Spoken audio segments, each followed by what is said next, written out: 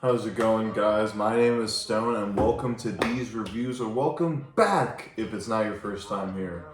Today, I'm gonna be reviewing Captain Beefheart and his Magic Band's debut album, Safe as Milk, released in 1967. This record draws heavily from the Delta blues while also containing elements of psych, garage, and even a little bit of avant-garde. This combination of genres only hints at what Captain Beefheart and his band would later create on further albums. This album also features Ry Cooder, in which he plays guitar and contributes to some of the arrangements on the album. At this time, the band was dropped by A&M Records due to them sounding too unconventional, and were eventually brought into Buddha Records, where they would record the album, mix it in a cheap studio, according to a Ry Cooder interview. And by the time The Summer of Love came out, so did The Milk. From what I've read, the title is supposed to be a sarcastic reference to the contamination found in women's breast milk around the time, so I find that to be interesting. Didn't know anything about the title until I prepared for this review, but pretty interesting, right?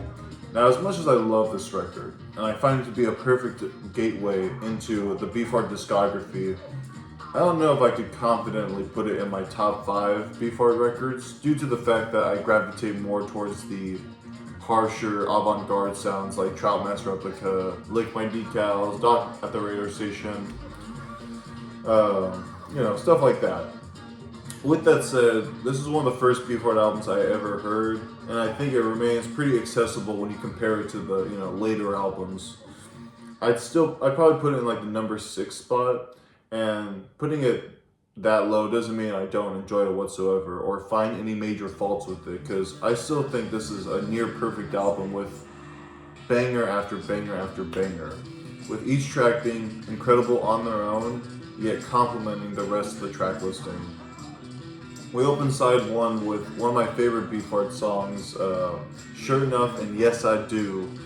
This track is loosely based off the Muddy Waters song Rollin' and Tumblin', while also borrowing the first line from New Minglewood Blues, a common blues song that I generally associate with the first Grateful Dead album. Just a stunning opener. The bluesy guitar playing is very fitting with the opening lyrics, and when those drums kick in, it goes off into an incredibly melodic and groovy passage that always gets me moving whenever it's on. I especially enjoy the end of the track, where it gets a little heavy but fades away a little too soon, if you ask me. With it being just over 2 minutes, I feel like they could have developed the song a bit more, or at least extend that jam a little longer. But regardless, I'd easily call this one of my favorite songs or one of my favorite openers in the Beefheart discography, much on the same vein as Frownland or the title track from Lick My Decals.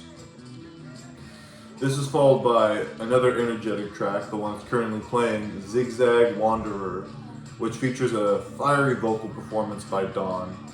Again, this track gets me grooving along, with the vocal melody also being a lot of fun to sing along to. I especially enjoyed this moment where the fuzzy bass riff is playing while Beefheart is singing. The backing vocals that bounce off of Dawn complement the track very well. I also love the way the track ends on Don's vocals, where he sings that phrase like, "Zigzag Dreams." I can't do it as good, but not yet anyway, but he kind of says that phrase once or twice before concluding on that opening melody. Pretty good stuff. It keeps the momentum going, and that bluesy energy continues on the tuneful and accessible track, Call On Me. And it's funny to compare this song to its 1966 demo version off the Grove Fins box sets, something that I could have bought on vinyl and I didn't in the moment. I kind of regret not buying it now. I'm a huge Beefheart fan, so it would have been cool to have the Trout Mask sessions on vinyl, but regardless, I'm familiar with the demo version, and I'd say if you haven't heard, the demo version is very similar to I'm Glad, much more slower, relaxed. Well, bad pun coming in. I'm glad they didn't use that version for this album. I'm glad they made it into something heavier, as this version keeps the momentum going for side 1. Good trilogy of bluesy rock songs for an opening of an album. And I love it. Features another fiery vocal performance by Dawn, and I find that the progression of the song could have made a great heavy single, though it probably would have scared people away from the radio, much like A&M Records anticipated. I also enjoy the delay on one of the guitars, adding that psychedelic charm to the track, especially for the outro that contains a very exciting build-up before fading out on its chaos. Again, these first three songs just are paired very well with all each other, and it's all great. Getting so shy, it's been a hot minute since I've done a video, but those three songs are followed by the sludgiest tune on the album, Dropout Boogie. The stereo version of the song is a bit too slow for me, much like the rest of the tracks. I highly recommend you listen to the mono version of the song, because the stereo version is like way too slow. It just kind of sounds like they did it on purpose or something, like in terms of like messing with the pitch. But sorry, losing my track here. Yeah, go check it out on Spotify, or even get a mono vinyl if you can, if you go find it. With all that said, I love how murky and straightforward the verse is, being followed by Dawn's low and menacing voice, in which she sings about being a dropout, like you gotta support her, you told her you love her, think about her mother, kind of stuff. It's a funny theme for a song. This track also contains one of the best transitions on the entire album, going from that heavy verse into such a groovy bridge. I'll point it out when it comes on, but it just expands upon itself greatly both times that bridge comes on in the track. It's just amazing. It's definitely one of the moments that got me hooked into this album, or just into this song in particular. I definitely consider this track in a way to be rather accessible. It's not too wild. I mean, it feels more based in like rock than it does blues, which I think I could see its influence on like 90s bands, Just a great song. I especially recommend the 1978 live version off the I'm Gonna Do What I Wanna Do album, which has Bruce Fowler on trombone, adding to that final jam to this song, and it's just so good. And yeah, now this may or may not come off as a shock to Beefheart fans, but we get to what is probably my favorite song on the album, one of my favorite Beefheart songs of all time, perhaps top 10, and that's I'm Glad. Perhaps the most unique track on the album. We get a doo-wop sounding tune that features beautiful backing vocals and one of my favorite leads done by the Captain. I said I'd point it out. Ready? Yeah. If it wasn't obvious, this is the part I was referring to. But back to I'm Glad. Man, his voice on this song shows so much emotion, more than, in my opinion, he would ever show on like later albums. And not to say that I don't love his vocals on later albums, because I love Beefheart's vocals, like just the way he howls and stuff. I just think the way he sings this song really feels, rather, accessible, more in vein of what other people would be doing. But Beefheart don't do what other people does. He does what he wants to do. I'm gonna do what I'm gonna do. Kind of like the live album I referenced. The horns also add another layer of charm to the soothing track, and the entire progression of the song is amazing. But I especially have to point out just how perfect and beautiful the bridge and the outro to the song is. Truly gorgeous and a standout in the Beefheart catalog. We then reach the final track on side 1, another standout from this album, Electricity. This is the track that scared A&M Records, and I could see why, with the use of the theremin being what really adds to this track's electric feel, not to exclude the bluesy yet angular guitar riffs that are played around a really good bouncy drum beat. Don's ability to stretch out the word electricity in a way that howls and burns foresees just how aggressive his vocal delivery would later become on the next few albums. Its ability to both strange and catchy encapsulates what this record is all about and what will come on the second side.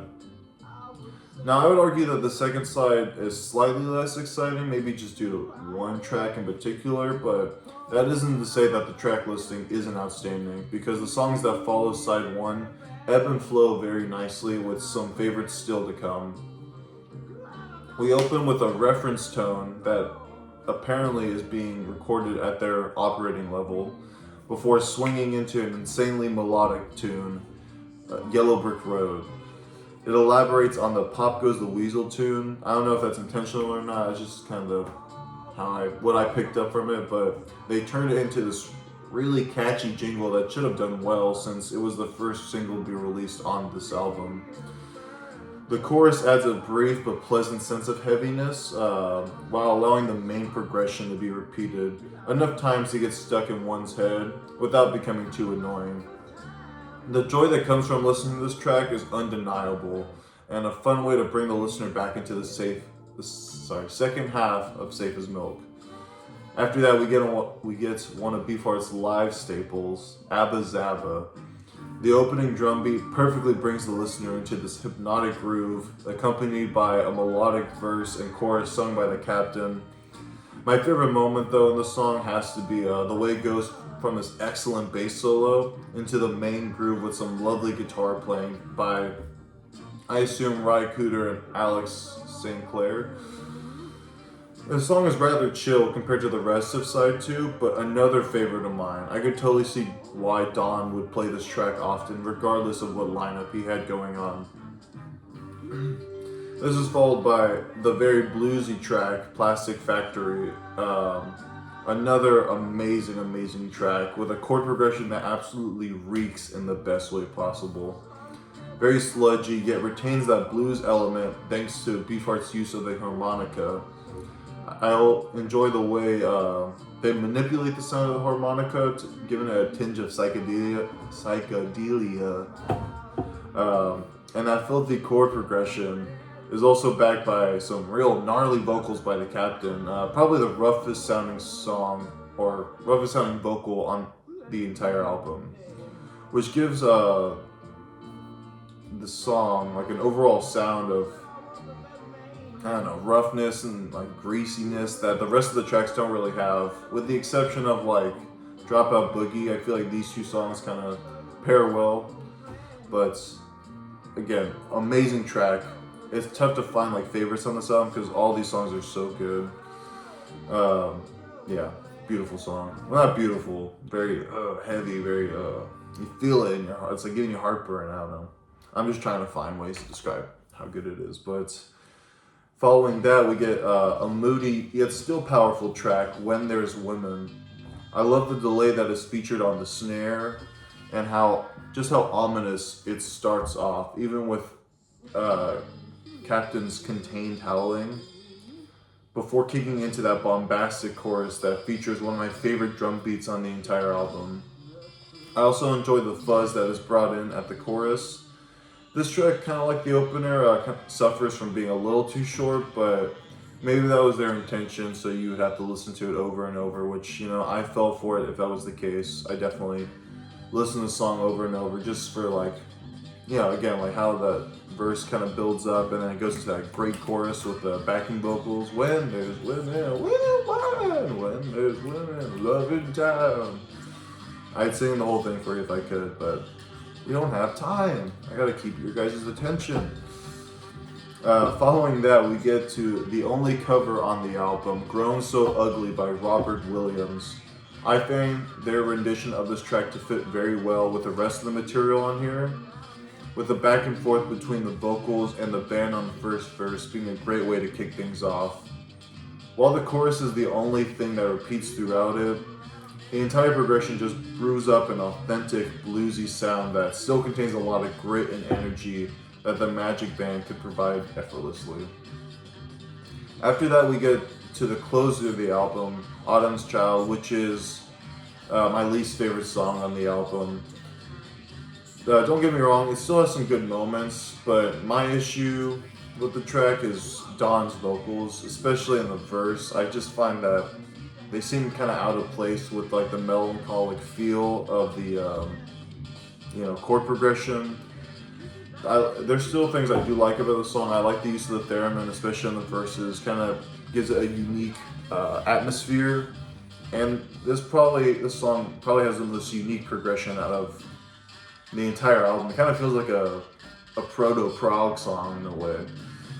I enjoy the bridge during the halfway point where it grooves a little harder and the vocals seem to be more fitting. And the beginning and the ending of the song is great too. It's just the singing on the verses that kind of leave me feeling whatever about the track.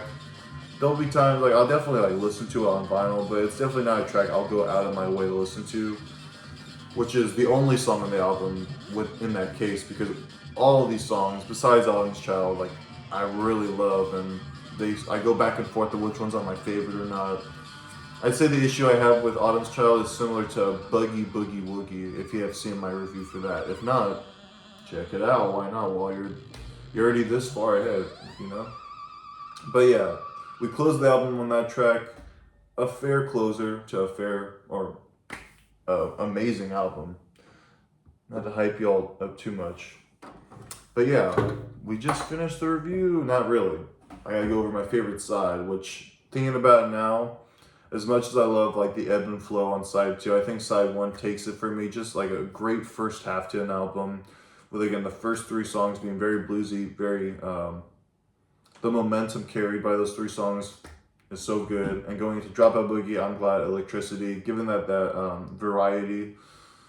And top 5 songs, again, I go so hard because like all these songs are great. Basically everything but the last track I go back and forth on. But as of right now, top 5 songs have to be Sure Enough and Yes I Do, Dropout Boogie, I'm Glad, Electricity, and Abba Zaba. Got some extra notes right here. I definitely, like I said, listen to the mono version. It's much faster. I think it sounds better.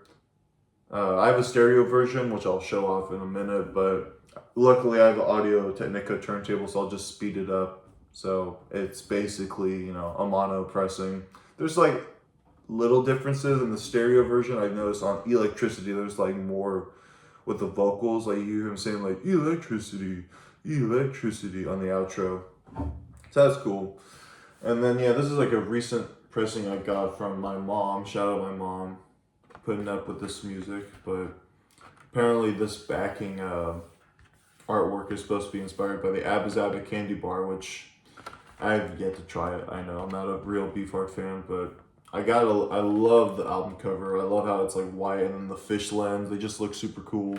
And again, same with the back. Great photo. And then, let's put this back if it stays up. I'll just put it here, just kidding. And then I also comes with a bonus record, which has like songs they were working on in the studio before either they left Buddha or they got released from Buddha. It's got songs that would appear on later albums like Safe as Milk. Sorry, I can't really see it, but Safe as Milk, Big Black Baby Shoes, which I think was later reinvented into Ice Rose off Shiny Beast. It also has Dirty Blue Jean, probably my favorite of the bonus tracks, which it's called Dirty Blue Jean, but it's actually The Witch Doctor Life, which wouldn't be officially released till his last album, which I find that to be quite funny. The version on here, on the Safe as Milk version, is really good too. It's missing the vocals, but still, it's a catchy track. Probably another favorite Beefheart song of mine. The Ice Cream for Crow version, that is. And then finally, it comes with all these notes of like the history of it. Kind of gets you more detail about who played on the album. Apparently, Taj Mahal plays additional percussion on track 7. And I like how it says there, Sam Hoffman, theremin on track 6, probably on track 12. So they don't even know. They can't confirm it for sure, but yeah. What else? It's got the Buddha label. It goes over the history. And then I want to frame this when I, make the effort to buy a frame. But I love this photo of the band. They just look super cool. Until then, I'll just keep it safe in the record sleeve. But yeah, that was basically it, guys. Wow. I'm back in the groove. If you're still watching and still want to know what's up, I recently moved, so that's why I haven't done a review in forever. I kind of want to get comfortable in my new living situation and just, get ready, cook up some reviews for you guys. You know, I definitely don't have too much planned ahead of time. I have an idea to follow this video, so be on the lookout. But I'm definitely just gonna be more relaxed in terms of like just pick what I want. Usually I'm like really like I gotta do this album, then I gotta do this one right after. Like I like the color coordination, I guess, for my thumbnails, but I'm gonna just chill, just pick the albums I have that I'm listening to. I'm like, hey, I should talk about this album because I want to get you guys' feedback. You know, I always appreciate y'all watching and y'all commenting and saying your thoughts on the album. Whether you hate it, never heard of it, liked it, loved it, let me know. And I mean that for this album as well. So thank y'all for watching. I hope y'all stick around for this new era of these reviews. But yeah, I will catch you all in the next video. Have a good one. Bye.